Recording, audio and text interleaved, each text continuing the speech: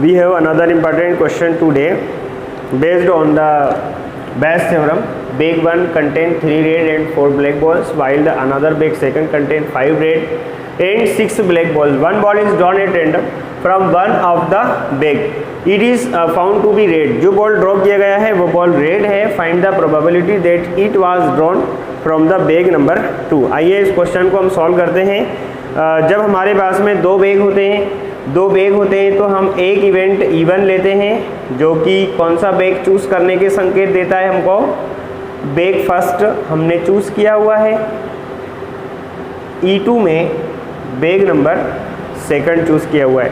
जबकि इन दोनों बैग में से किसी एक बैग को चूज़ करने का जो प्रोबेबिलिटी है, अगर यहाँ मैं बता दूँ PE1 इज़ 1/2. 1/2 क्यों आया?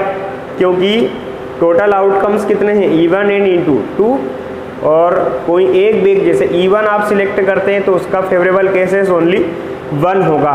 ठीक इसी तरह से PE2 इज इक्वल टू 1/2 आएगा. ऑलराइट. तीसरे नंबर पे आप क्या काम कीजिए, इस तरह के क्वेश्चंस में जो इवेंट आपको गिवन है, जैसे यहाँ पर लिखा है कि फाइंड टू बी रेड, जो बॉल आप ड्रॉ कर रहे हैं निकाल रहे हैं वो रेड हो, तो ये रेड बॉल का इवेंट है.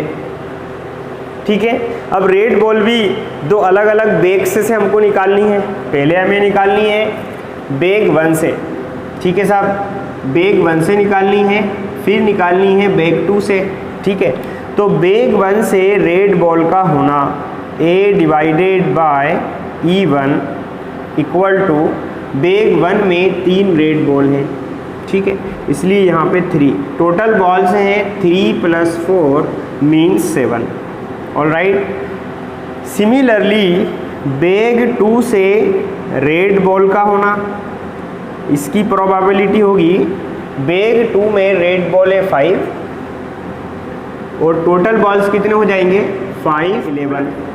यहाँ तक क्लियर हो गया. मैंने यहाँ पे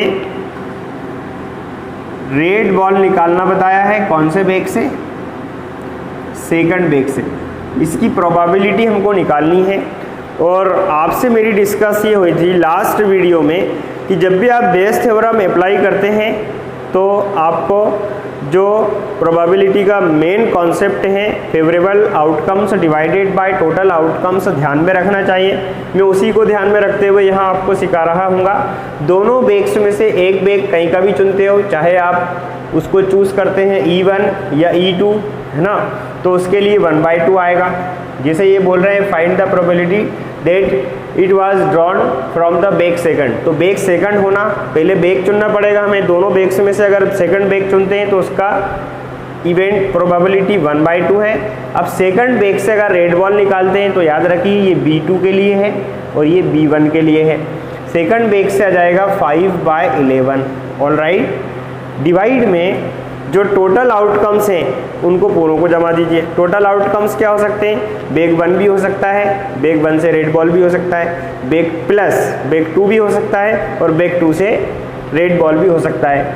ये बैग 1 से रेड बॉल, जैसा कि यहाँ आप देख रहे हैं 3/7, फिर प्लस बैग 2, ये बैग 2 का सिलेक्शन हो गया. अब बैग 2 से रेड बॉल, बैग 2 से अगर रेड बॉल निकालते हैं तो 5/11 एंड 11 3 ज़ा 33. ये LCM का प्रोसेस है. 7 5 ज़ा 35 डिवाइडेड बाय 77. 11 1 ज़ा 11, 11 7 ज़ा 77, है ना. 7 गो टू ऊपर एंड नाउ इक्वल टू 7 5 ज़ा 35 डिवाइडेड बाय 5 3 8 एंड 3 और 3 6. This is our answer. तो 35/68.